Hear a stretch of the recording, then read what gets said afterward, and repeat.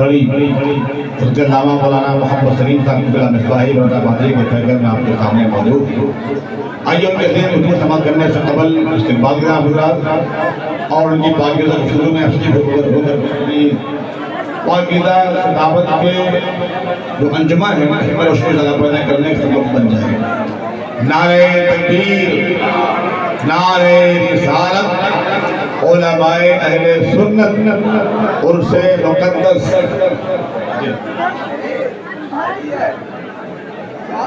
لائق عزت،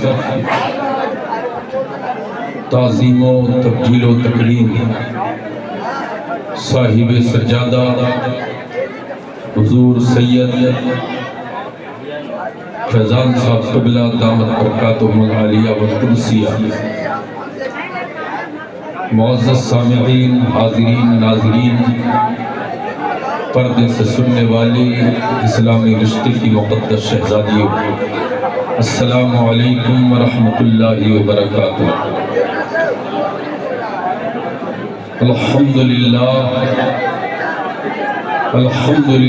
رب العالمین، والصلاة والسلام علی سید المرسلین وعلى آلہ واصحابہ اجمعین، اما بعد فاعوذ باللہ من الشیطان الرجیم، بسم اللہ الرحمن الرحیم۔ الا ان اولیاء اللہ لا خوف علیہم ولا هم یحزنون، صدق اللہ العظیم وبلغ رسوله النبی الامین المتین المبین الکریم،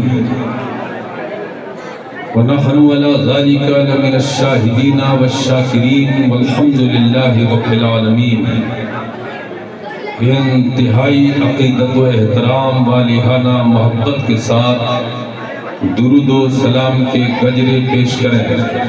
اللہم صلی علی سیدنا مولانا محمد معدن الجود والکرم وآلہ وصحبہ وبارک وسلم۔ لائق مبارکباد ہیں آپ حضرات اور ہم تمام کہ ایک اللہ کے برگزیدہ بندے کے عرس مبارک میں شرکت کی سعادت حاصل کر رہے ہیں۔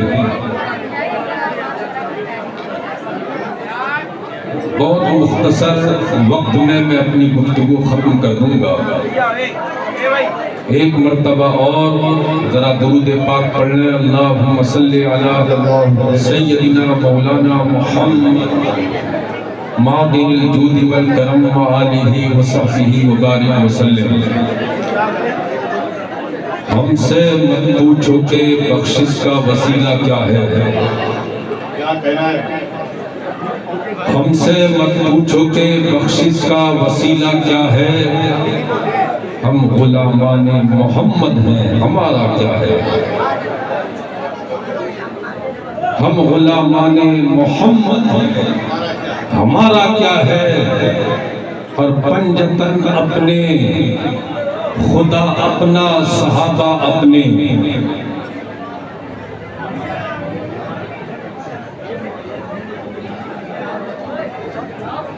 پنجتن اپنے، خدا اپنا، صحابہ اپنے۔ آج ایک حیرت کی بات یہ ہے کہ تقریر کرنے والوں کو بھی انہوں نے پیسہ دیا ہے، ورنہ ناز شریف میں تو لوگ بہت جھوٹے ہیں، جب اللہ اور رسول کی بات ہوتی ہے تو ایسا لگتا ہے جیسے سانپ سن گیا ہو۔ تو تھوڑا اللہ اور رسول کی ذکر کی محفل ہے، اس میں عشق اور محبت میں ڈوب کر ان کی باتیں سنیے۔ ذکر نبی سے روح کو گرمانا چاہیے، جب ان کا نام آئے تڑپ جانا چاہیے، اور توہین کر رہا ہے جو میرے رسول کی، اس کو تو پیدا ہوتے ہی مر جانا چاہیے۔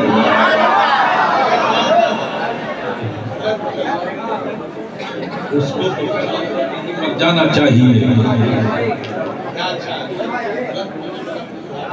پنجتن اپنے خدا اپنا صحابہ اپنے، پنجتن اپنے خدا اپنا صحابہ اپنے. منکرو تم یہ بتاؤ کہ تمہارا کیا ہے؟ منکرو تم یہ بتاؤ کہ تمہارا کیا ہے؟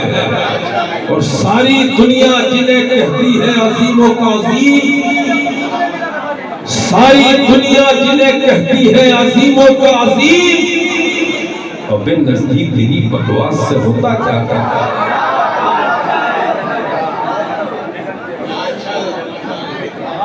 ساری دنیا جنہیں کہتی ہے عظیموں کا عظیم، اب نزدیک تیری بکواس سے ہوتا کیا ہے؟ اعلیٰ حضرت امام اہل سنت سے کسی نے پوچھا کہ حضور یہ آراس کی تعیین میں کیا مصلحت ہے؟ اسی تاریخ میں کیوں منایا جاتا ہے جس تاریخ میں صاحب مزار مثال کر گیا؟ اس میں کیا مصلحت ہے؟ تو اعلیٰ حضرت امام اہل سنت فاضل بریلوی رضی اللہ تعالی عنہ نے ارشاد فرمایا کہ عرس کے موقع پر صاحب قبر کی توجہ زیادہ ہوتی ہے اور فیضان کی برکتیں اور فیضان کا نور ان لوگوں پر برستا ہے جو اس میں حاضر ہوتے ہیں، اور ہم اور آپ ہی اس میں حاضر نہیں ہوتے. ایک تاریخ کا چپتا ہوا واقعہ سماعت ہے. کتاب کا نام ہے کلمات طیبات، صفحہ 87. یہ فارسی میں ایک کتاب ہے جس کے لکھنے والے ہیں حضرت شاہ عبدالعزیز محدث دہلوی، حضرت شاہ ولی اللہ محدث دہلوی. آپ تحریر فرماتے ہیں کہ مجھ سے حضرت جانے جانا رحمت اللہ علیہ نے بیان کیا کہ میں نے ایک دن خواب میں دیکھا کہ ایک عظیم چبوترا ہے، عظیم چبوترا، اس میں اولیاء، اقطاب، اقواس، اوتار سب مراقبے کی حالت میں ہے، اور سرکار نقشبند 2 سالوں بیٹھے ہوئے ہیں. حضرت جنید بغدادی رضی اللہ تعالی عنہ تکیہ لگائے تشریف فرما ہے. ایسا لگ رہا تھا جیسا کہ ما سوا اللہ سے بے نیازی ہے، فنا اللہ کی کیفیت میں جلوہ گر ہے. اچانک ان تمام اولیاء کرام کی جماعت، کچھ اوتاد تھے، کچھ اقطاب تھے، کچھ اقواس تھے، اچانک وہاں سے اٹھے. تو حضرت مظہر جانے جانا نے کسی شخص سے ان میں سے کہا، عرض کیا کہ آپ لوگ کہاں جا رہے ہیں؟ تو انہوں نے جواب دیا کہ مظہر جانے جانا تمہیں پتہ نہیں ہے، مولا علی مشکل کشا داماد مصطفیٰ شیر خدا علی مرتضیٰ تشریف لا رہے ہیں، ان کے استقبال کے لیے یہ سارے اولیاء کرام. سبحان اللہ، سبحان اللہ، ماشاءاللہ، بہت اچھا حضرت، بہت اچھا. کیا کہنا ہے؟ ماشاءاللہ.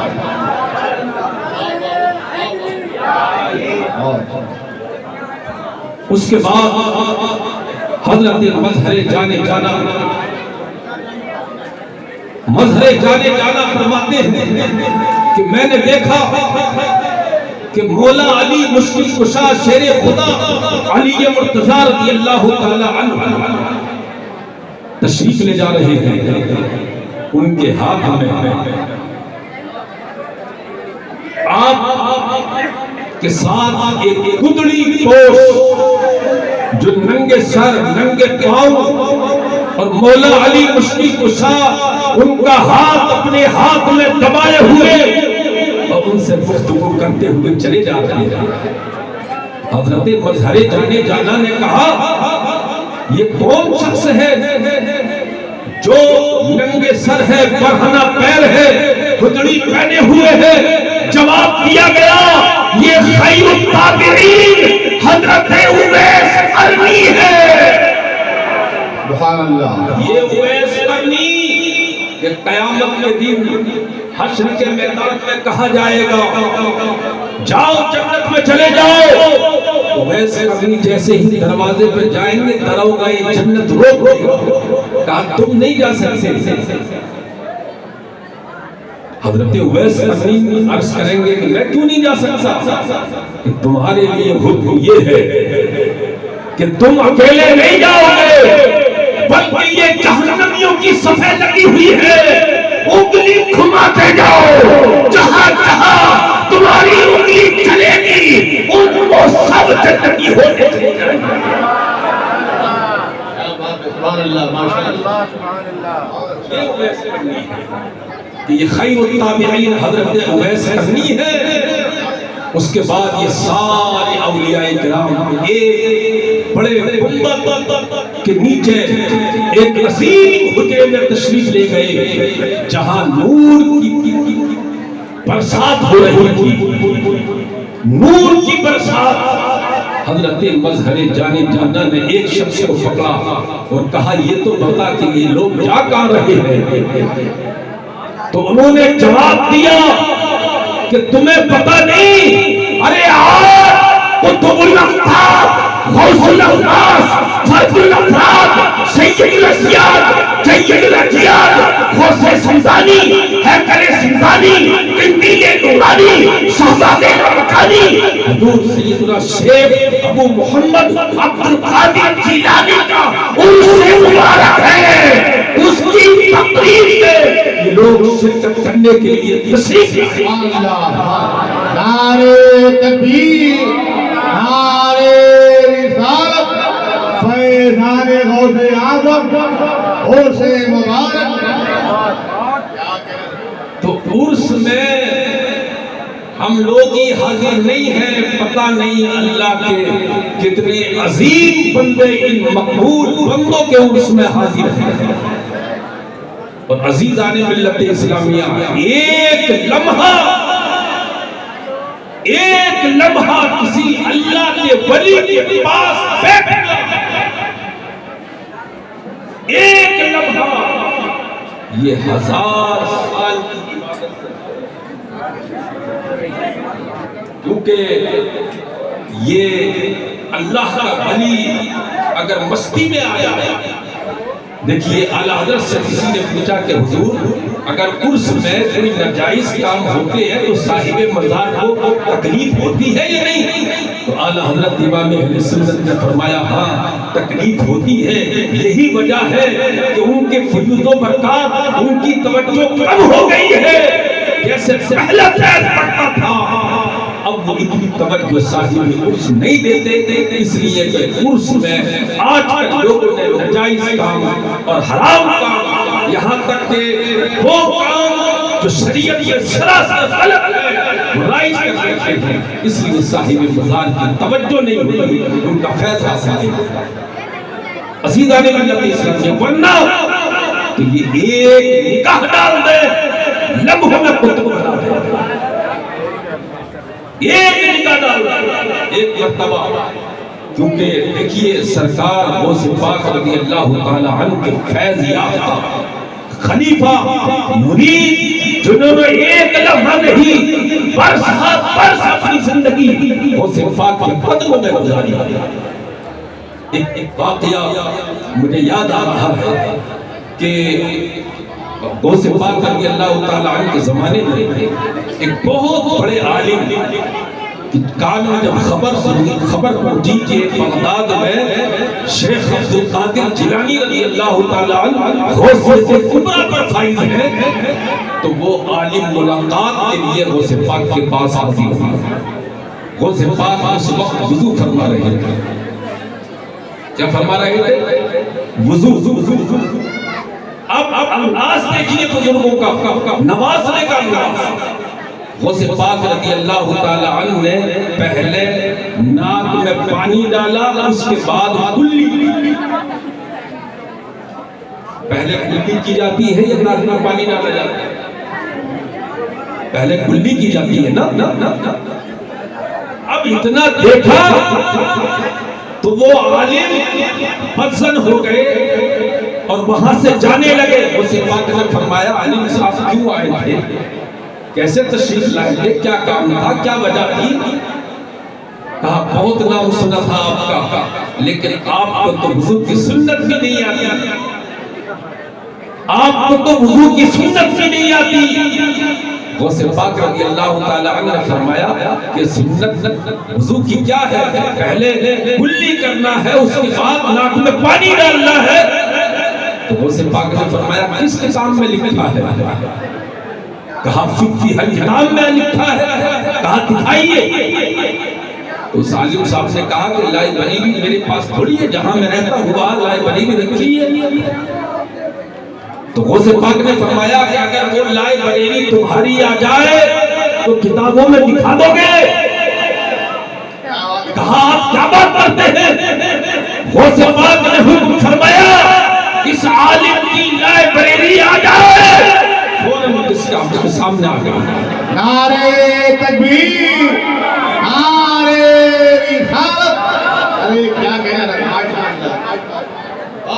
عالم صاحب نے وہ کتابیں اٹھائی دیکھی تو ہر ایک میں یہی لکھا ہوا تھا کہ پہلے ناک میں پانی ڈالا جائے گا، اس کے بعد کلی۔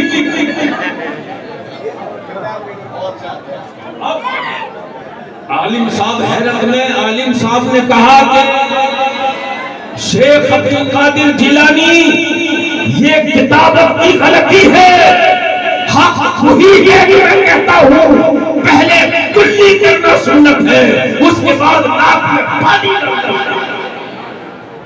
غوث پاک نے فرمایا اچھا اب بھی نہیں مانے، اب بھی نہیں مانے؟ آپ نے زمین کو حکم دیا، ارشاد فرمایا کہ زمین اس عالم کو نکل۔ وہ عالم زمین میں دھسنے لگے۔ جب ناک تک پھنس گئے تو غوث پاک نے فرمایا اب بتا سنت کیا ہے؟ عالم نے کہا حضرت آپ کچھ بھی کہیں لیکن میرے مصطفیٰ کی سنت یہی ہے پہلے کلی کی جائے گی، اس کے بعد ناک میں پانی۔ غوث پاک نے پھر فرمایا زمین کو اسے اور دھسا۔ جب وہ گلے تک دھس گیا، گلے تک دھس گیا، غوث پاک نے فرمایا اب بتا پہلے کیا کرنا سنت ہے؟ تو اس نے کہا زمین میں دھس جاؤں گا، مصطفیٰ کا فرمان نہیں بدلا جائے گا، ہے قول خدا، ہے قول خدا، ہے قول محمد، فرمان نہ بدلا جائے گا، بدلے کا زمانہ ناک بدلا۔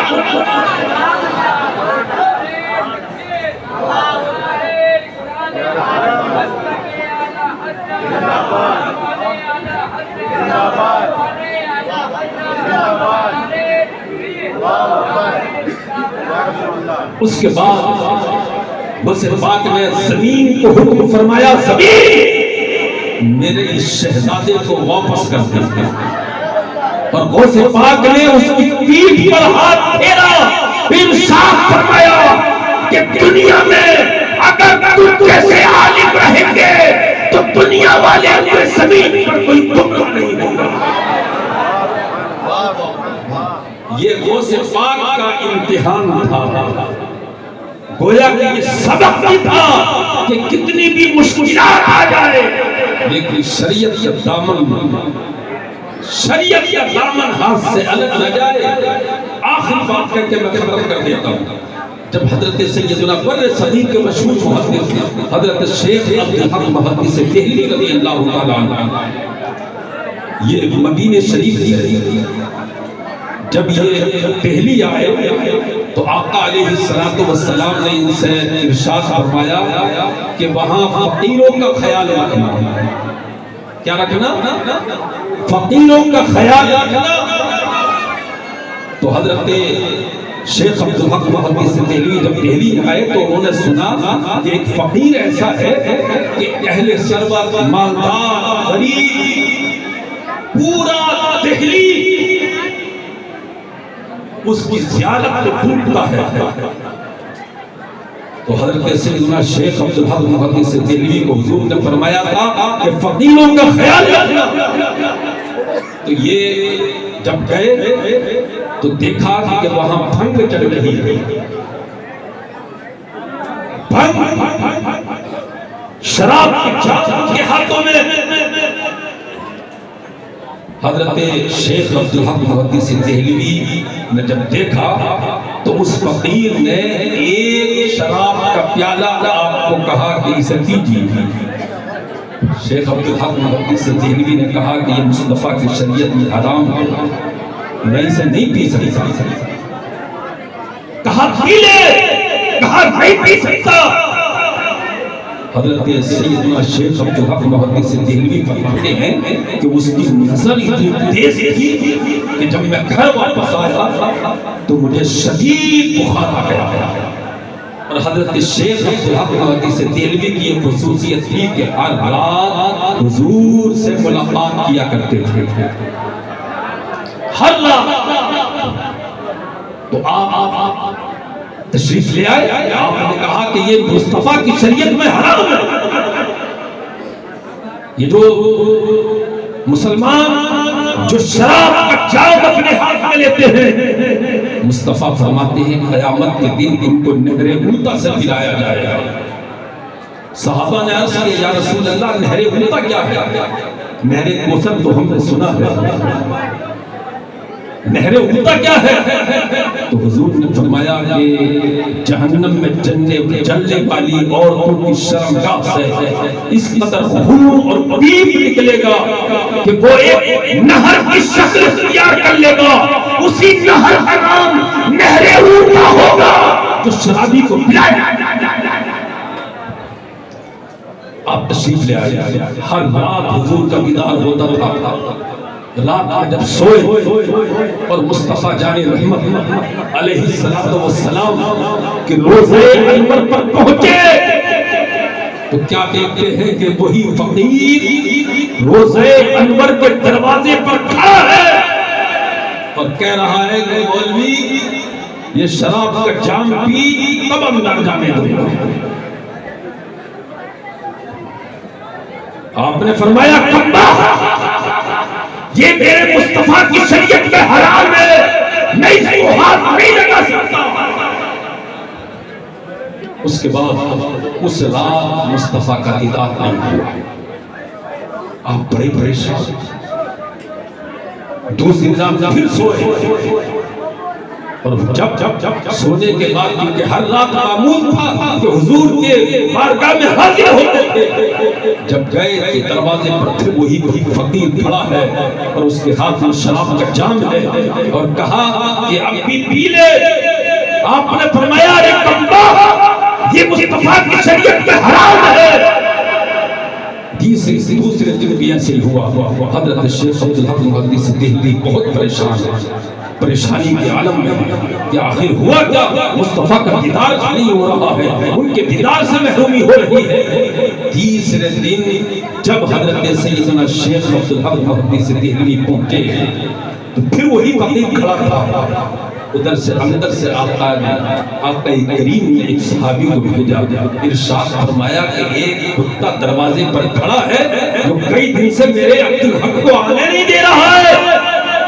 مصطفیٰ کا یہ فرمانا تھا, وہ کتا بن کر وہاں سے غائب ہو گیا. کتا بن کر وہاں سے غائب ہو گیا. اب آقا سے ملاقات ہوئی. صبح کو حضرت شیخ عبدالحق محدث سے دہلوی اس فقیر سے ملاقات کرنے کے لیے گئے.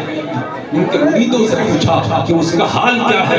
انہوں نے کہا کہ روزانہ کمرہ بند کرتا تھا، وہ کھولتا تھا، لیکن آج جب کمرہ کھولا گیا تو وہاں سے انسان نہیں بلکہ کتا نکلا ہے، اس لیے کہ مصطفیٰ نے جو کہہ دیا وہ ہو کر رہے ہیں. کتنا بھی شریعت پر اگر کوئی نہیں چلتا اور اگر ہواؤں میں اڑتا ہے، دریاؤں میں تیرتا ہے، تو اللہ کا ولی نہیں ہو سکتا. اللہ کا ولی وہی ہوگا جس کے ہاتھ میں مصطفیٰ کا دامن، پندار سادی کے راہ صفا تمام رفت جز پر پئے مصطفیٰ. اے سادی، یہ نجات کا راستہ اس کے علاوہ کچھ نہیں ہے کہ مصطفیٰ جائے رحمت کا دامن پکڑ. عزیزان ملت اسلامیہ، اس لیے ہم اس عظیم بارگاہ میں حاضر ہوئے ہیں. ہم آج سے تحیہ کر لیں، ہمارا نام بھی اسلامی ہو، ہمارا کام بھی اسلامی ہو، ہماری سیرت بھی اسلامی ہو، ہماری صورت بھی اسلامی ہو، ہماری رفتار بھی اسلامی ہو، ہماری گفتار بھی اسلامی ہو. ذرا سا یوں کہہ دیا جائے